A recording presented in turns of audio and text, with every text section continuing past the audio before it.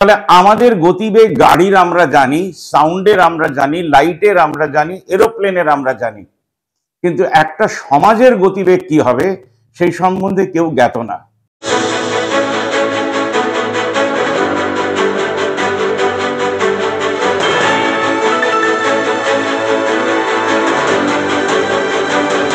ভাবনামুখের আরেক এপিসোডে আপনাদের সবাইকে স্বাগত। আমরা গুড নিউজ শোনানোর চেষ্টা করি, দেখানোর চেষ্টা করি। এটা 2% লোক দেখে আর 0.1% লোক শেয়ার করে। তাই ভাবনামুখের খুব একটা সাবস্ক্রাইবার নেই। আপনাদেরকে রিকোয়েস্ট করব, যারা আমাদের খবর শোনেন চেষ্টা করবেন 10টা মানুষের সঙ্গে শেয়ার করার সময় বলে দেবেন যে আমরা কি নিয়ে নিউজ করি।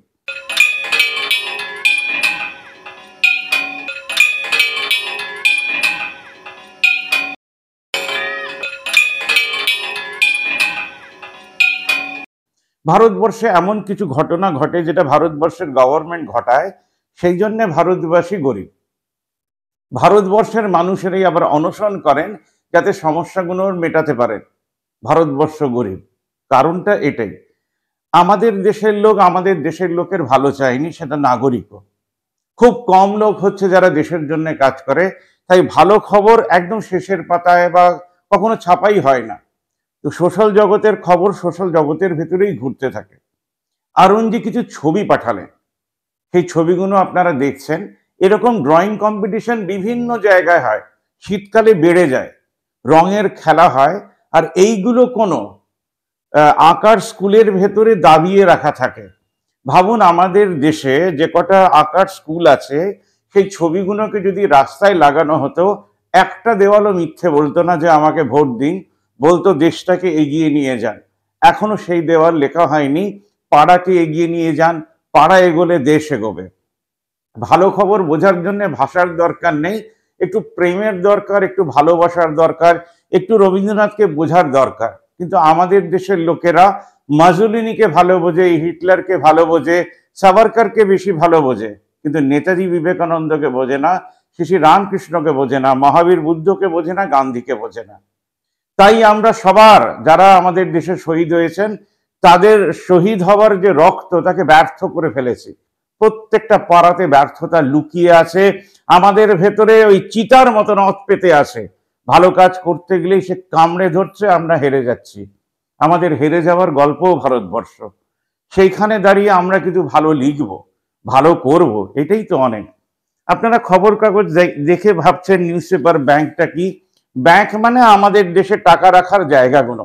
সেখান থেকেও প্রতিদিন 550 কোটি টাকা চুরি হয়। এবার আমরা বলছি মানুষদের ব্যাংক হলো। এই যে এত বাচ্চা ছেলেরা ড্রয়িং করতে আসছে, তারা তো কোনো না কোনো স্কুলে বিলং করে।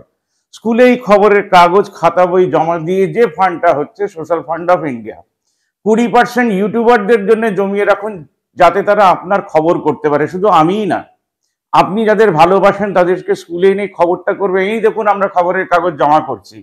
আর 80% টাকায় আমাদের দেশে হাজার হাজার বছর ধরে জেল আছে। ক্রিমিনালদেরকে ফ্রিতে খাওয়ানোর সিস্টেম আছে, কিন্তু পদ্মশ্রীদের ফ্রিতে খাওয়ানোর সিস্টেম নেই। তাই আমরা এই বছর মানে নেক্সট বছর হোপ 2025 সোনাম ইয়াংচুকের সঙ্গে করতে চাই। করতেটা কি হবে? লাদাখ যাওয়ার খরচা আপনাদেরকে বাঁচিয়ে রাখতে হবে। কোনো ট্রাভেল এজেন্সিকে আমরা সেই টাকাটা দেবো যে আমাদেরকে নিয়ে যাবে। অবশ্যই আমার ফান্ডিং আপনারাই করবেন। তাহলে এবার দাঁড়ালোটা কি? যে আমাদের স্কুলে, কলেজে, কর্পোরেট হাউসে, ক্লাবে, মন্দিরে সব জায়গায় টাকা জমতে শুরু করলো। 20% টাকা ইউটিউবারদের উপরে খরচা করে, আমি ধরে নিচ্ছি একটা সংস্থা 300 টাকা তো দিতেই পারবে। তাহলে 100টা সংস্থা একটা ইউটিউবারের সঙ্গে কাজ করলে তার 30,000 টাকা ইনকাম হবে। সে দেশের নাগরিক, দেশের সোশ্যাল সংস্থা, দেশের ধার্মিক সংগঠন মানুষের হয়ে কি করে কাজ করছে সেগুলো দেখাবে। এবার 80% টাকায় তারা নিজেদের মাইনে করে নিতে পারবেন, কোনো কৃষকের পাশে দাঁড়াতে পারবেন, পাড়ার সব বাড়িকে সোলার করে দিতে পারবেন, সেই ইলেকট্রিসিটি বিল আবার সেই তহবিলে জমা পড়বে। এইভাবে ভারতবর্ষের ইকোনমি বদলাবে এবং বাড়তে থাকবে। 80% টাকা বেরোবে, আবার সদস্য চাঁদা, বিনা সুদে ঋণ দিয়েছিলাম সেটা ফেরাবেন, তাহলে সব জায়গায় টাকা বাড়বে। যেভাবে গভর্নমেন্টের টাকা চুরি হয়ে যায়, ঘুষ খাওয়াখাবি হয়ে যায়, হারিয়ে যায়, ভ্যানিশ হয়ে যায়, আমাদের সোশ্যাল ক্যাপিটাল ফিরে আসবে। আর একটা কথা বলতে চাইছি, আমার মনে হয়েছে আমাদের দেশে গ্রেট কাজ তারা করছেন যারা সাইকেল করে পুরো ইন্ডিয়া ঘুরে বেড়াচ্ছেন। কেউ কেউ বলছেন গাছ লাগান, কেউ বলছেন সয়েল বাঁচান, কেউ বলছে রক্তদান করুন। তাদেরকে রিকোয়েস্ট করবো একটা লিফলেট নিয়ে যান, আপনাদের এই কথার সঙ্গে খবর কাগজ ব্যাংক খুলে দিন। তাহলে ভারতবর্ষের সব স্কুলে এই অ্যাওয়ারনেসটা হয়ে যাবে যে একটা অনলাইন চ্যানেল দেশের জন্যও কাজ করে এবং তারাও দেশের জন্য কাজ করতে পারবেন মাসে একটা দিন শুধু দিয়ে। আমরা একটা আড্ডা মারতে যাচ্ছি 21 ডিসেম্বর। তো আমি তারকদাকে বলেছি এমন একটা দিন লাইভ করতে বলুন যেদিন আমাদের ম্যাক্সিমাম মেম্বাররা অ্যাওয়্যার থাকবে। এরকম রোববার সকাল 8টার সময় যখন লাইভ করব তখন তারাও লাইভে থাকবেন নরেশ বি পজিটিভের সঙ্গে, তখন সেটাকে শেয়ার করতে থাকবেন।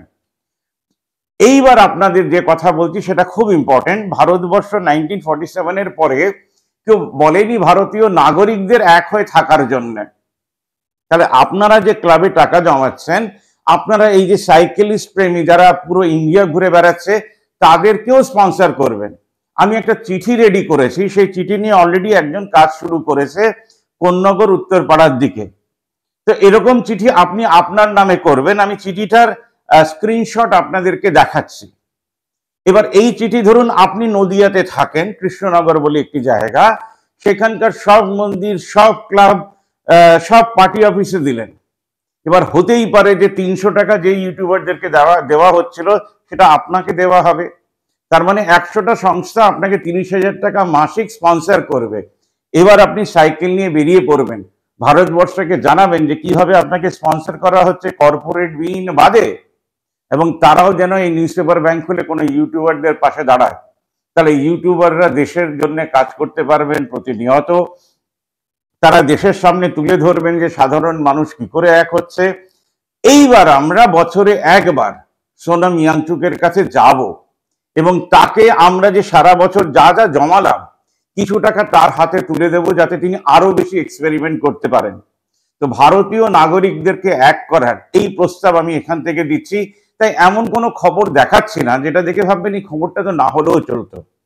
তাহলে আমাদের গতিবেগ গাড়ির আমরা জানি, সাউন্ডের আমরা জানি, লাইটের আমরা জানি, এরোপ্লেনের আমরা জানি, কিন্তু একটা সমাজের গতিবেগ কি হবে সেই সম্বন্ধে কেউ জ্ঞাত না। আসুন আমরা সেই স্পিডটাকে এবার ঠিক করি। 10ই ডিসেম্বর আমরা একটা মিটিং রেখেছি সুজাতা সদনে, পারলে নিশ্চয়ই করে আসবেন। মঞ্চে যদি জায়গা নাও দিতে পারি, মনে জায়গা থাকবে আর অনেকগুলো ক্যামেরা থাকবে। আপনারা নিজেদের কথা নিশ্চয়ই ইন্টারভিউর আকারে দিয়ে যাবেন। ভারতবর্ষ এগোবে, ভারতবর্ষের সঙ্গে বাংলাদেশ এগোবে, পাকিস্তান এগোবে, বার্মা এগোবে, শ্রীলঙ্কা এগোবে, আমেরিকা এগোবে, জার্মানি এগোবে। ওয়ার্ল্ড সিটিজেন ফোরাম কোথাও না কোথাও খোলা হবে। আর হোপ 2025, লাদাখে নয় কেন, হোপ 86 বাবার হাতে ব্রেন চাইল্ড এখান থেকেই শুরু হয়েছিল। হোপ 2025 ডক্টরদের চাই, ইঞ্জিনিয়ারদের চাই, চার্টার্ড অ্যাকাউন্টেন্টদের চাই, টোটো সংগঠন, অটো সংগঠন, সাইকেল সংগঠন, রিক্সা সংগঠন, সবাইকে চাই, তাদেরকে চাই। কিন্তু মনে রাখবেন একটা জিনিসই চাই, আপনারা দেশের জন্য কাজ করছেন, ভবিষ্যতের ভারতবর্ষ আপনাদের দিকে তাকিয়ে আছে। আপনারা পাড়ার সূর্যকে ডেকে আনবেন যখন পাড়ার প্রত্যেকটা ল্যাম্পপোস্ট সোলার হবে সাধারণ মানুষের মুভমেন্টের দ্বারা। সাধারণ মানুষ তার পাড়াকে সিকিউরিটি দেবে, সিসিটিভি লাগিয়ে রাত জেগে। বিচার চাই আন্দোলন আর একটা স্টেপ এগোবে। কেউ ধর্ষিত হবেন না, কেউ কিডন্যাপ হবে না। আজকের মতন এতটাই। আমাকে শোনার জন্য অনেক ধন্যবাদ।